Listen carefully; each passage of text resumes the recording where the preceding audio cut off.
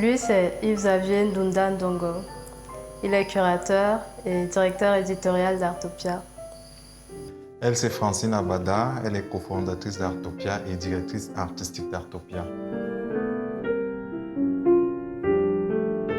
Ce qui m'intéresse dans la conception d'exposition, c'est le dialogue qui se crée entre nous et l'artiste. C'est-à-dire que l'artiste vient avec une idée et nous, on réinterprète cette idée selon ce que son travail peut nous inspirer. Donc c'est vraiment un dialogue. Et à partir de ce qu'on va proposer, l'artiste aussi peut entrer dans ce travail de scénographie et repenser son travail autrement. Par exemple, dans le cadre de cette exposition, quand tu me l'as présentée, il fallait montrer certaines œuvres à tels endroits, il fallait montrer à tels endroits. Mais la difficulté, les contraintes et de l'espace, que ce soit de la lumière, que ce soit des murs, que ce soit, nous a dit, peut-être que ici, le meilleur endroit pour valoriser cette œuvre, c'est comme ça. Parce que l'espace étant en lui-même petit, ce qui est très très bien aussi, parce que comment est-ce que les gens pensent qu'il faut toujours avoir un grand espace, mais comment est-ce qu'on peut faire une exposition même dans une cuisine? Notre process, c'est que, quelles que soient les œuvres qu'on a, il faut que chaque œuvre puisse se montrer par elle-même, puisse parler par elle-même. Et ça, c'était le grand défi. Pour cette exposition d'Yvan Gassam, pour moi, la première chose qui était importante, c'était de repérer les pièces fortes. Donc les pièces fortes, c'était l'installation, la vidéo et la pièce avec les néons. Les autres pièces devaient graviter autour de ça. Donc la première chose, c'était l'installation, donc c'est par ça qu'on a commencé. Et Yvan avait déjà une idée de l'espace où il voulait l'installer. Après, l'idée, c'était d'imaginer comment le public va circuler autour, comment la lumière réagit avec l'installation. Et à partir du moment où on a réussi à définir l'emplacement et à commencer à positionner cette installation, tout le reste a pu se déployer autour.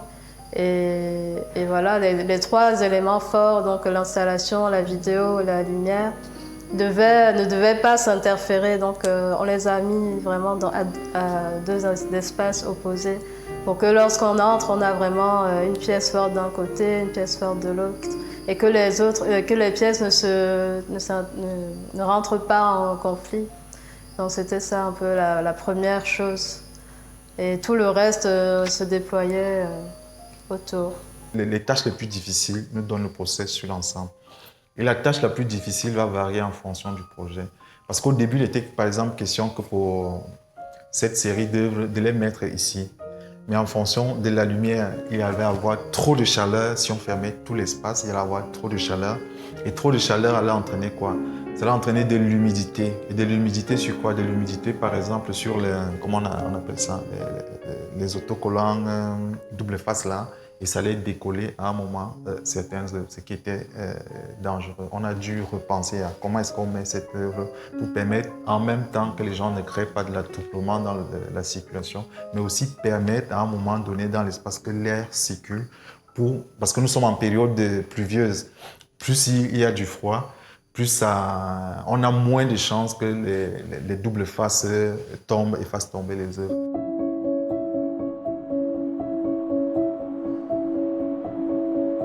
Il faut toujours commencer par les tâches les plus difficiles, parce que les tâches les plus difficiles sont toujours liées à l'espace, au budget de celui qui organise l'exposition.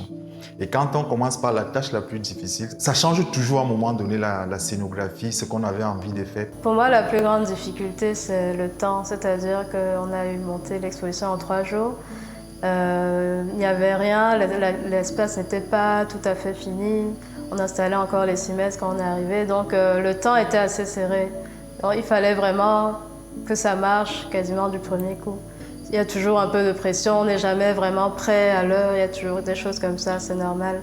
Mais ce que j'ai trouvé très intéressant, c'est la manière dont Yvan Gassam a visionné, je veux dire, comment dire, il n'était pas limité par le fait d'avoir des cadres et que les cadres soient forcément sur les murs. Il y a des cadres au sol, il y a des plans inclinés. Le fait que la télé, ils disent que je veux une télé un peu comme ça, un peu en lévitation, ça nous crée aussi des challenges. C'est rare d'avoir des artistes qui qui se permettent de penser autrement, de se dire je peux poser mon œuvre par terre, je peux complètement accrocher de manière complètement libre et ça nous fait, enfin, comment dire, ça repousse vraiment les limites de la création et pour nous c'est très stimulant d'avoir ce genre d'artistes avec qui travailler. Quand nous on initie un projet d'exposition, nous on aime cacher les systèmes d'accrochage. Et ici, sauf que on doit s'adapter aux contraintes de l'organisateur qui ne voulait pas qu'on altère les murs. On a dû utiliser le fil de fèche sous l'idée de Rosine Ken. Et ça a été un peu compliqué de trouver parce que les murs ne sont pas à niveau. Le sol bouge, c'est un sol en bois, il bouge. Donc ça fait que même travailler, mettre les œuvres à niveau, c'est compliqué. Et le process, c'était un moment de mesurer œuvre par œuvre. C'est-à-dire que quelle est la distance qui permet de mettre les œuvres alignées au même niveau. Donc à ce moment, avec le fil de pêche qui bouge, le sol qui bouge, c'est un peu compliqué. Mais heureusement, on avait déjà travaillé l'œuvre centrale. Il y a à la fois un peu de mathématiques, un peu de physique, beaucoup de choses qu'il faut tenir compte pour pouvoir accrocher. Ce n'est pas seulement dit je veux que cette œuvre soit là, je veux que cette œuvre. C'est tout à fait possible, mais quand vous êtes limité en même temps par le temps et le budget, il faut être efficace et rapide. Même si ça rechange à un moment donné l'objectif initial. Il faut avoir l'équipement au minimum parce que nous, généralement, quand on nous sollicite, on a déjà une base d'équipement technique. C'est-à-dire que quand on vient, on sait que quelle que soit la situation, par expérience, on peut sur place y faire face. Vraiment, si on n'arrive pas à y faire face techniquement, ça veut dire que c'est un projet, c'est un truc qui est d'un tout autre ordre et il faut repenser autrement. Ça, c'est très, très, très important.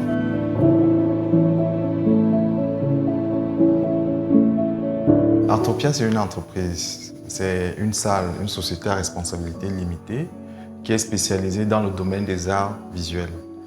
On offre plusieurs types de services. Les services curatoriaux, donc tout ce qui tourne autour des métiers de l'exposition, scénographie, et commissariat d'exposition, bref, tout ce qui tourne autour de l'exposition.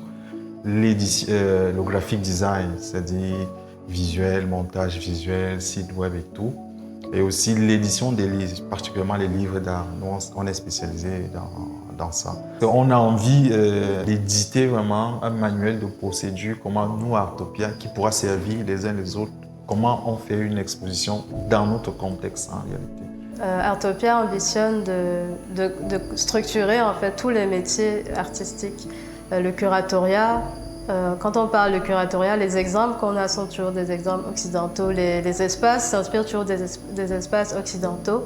Et le but, c'est aussi de dire, bon, dans notre contexte, quelle est la réalité du terrain? Et on ne peut pas toujours imaginer qu'on aura tout. Il y a les coupures d'électricité, les murs ne sont pas droits, on ne peut pas toujours percer les murs. Donc, avec ce contexte, quel modèle on peut proposer aux curateurs aux personnes qui voudront exercer ce métier de manière professionnelle. Donc vraiment structurer ça, que ce soit...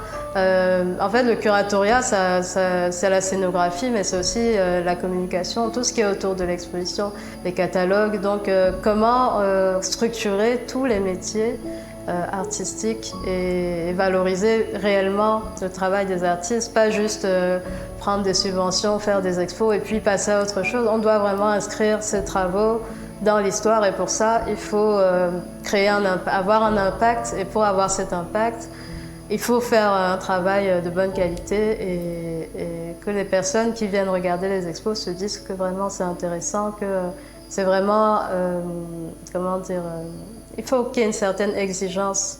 Et je pense que Artopia veut aussi donner cette image de haute qualité et que l'art, ce n'est pas du hasard, c'est quelque chose qui est travaillé, qui est sérieux et qui a un impact réel sur la vie des personnes.